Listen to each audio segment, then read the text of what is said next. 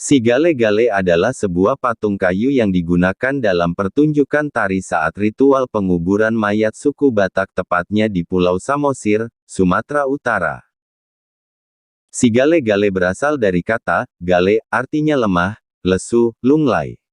Si Gale-Gale cukup terkenal di kalangan para turis. Kisah ini dimulai dari Sumatera Utara. Zaman dahulu di daerah Toba terdapat sebuah kerajaan yang dipimpin seorang raja yang arif dan sangat bijaksana dalam mengatur roda pimpinan kerajaan. Sang raja sangat dicintai seluruh rakyat kerajaan karena kebijakannya, namun sang raja hanya mempunyai satu anak saja yang bernama Pangeran Manggale. Zaman yang dilalui kala itu masih sering terjadi adu kekuatan atau perang antar satu suku kerajaan dengan satu suku kerajaan yang lainnya. Saat peperangan sedang terjadi antar suku, kerajaan inilah sang anak yang hanya semata wayang ini ikut dalam bertempur melawan satu suku kerajaan lainnya.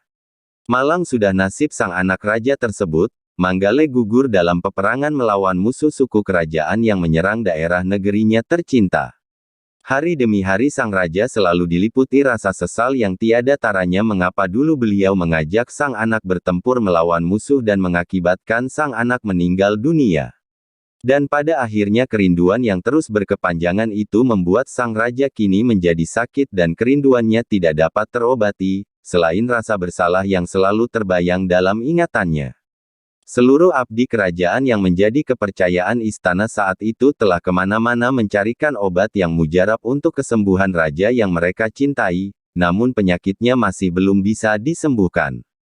Pada akhirnya jatuhlah pilihan untuk mengobati sang raja dengan cara memanggil orang sakti atau orang pintar atau tabib sakti. Dan dari hasil pengobatan yang dilakukan orang pintar tersebut, barulah seluruh abdi penasehat kerajaan tahu bahwa sang raja mereka sakit karena memendam rindu dan penyesalan terhadap anaknya yang gugur di medan perang melawan musuh dari kerajaan lain. Untuk itu orang pintar atau tabib sakti itu pun menyarankan untuk membuatkan patung dari kayu yang kuat lalu dipahat menyerupai wajah sang anak raja tersebut.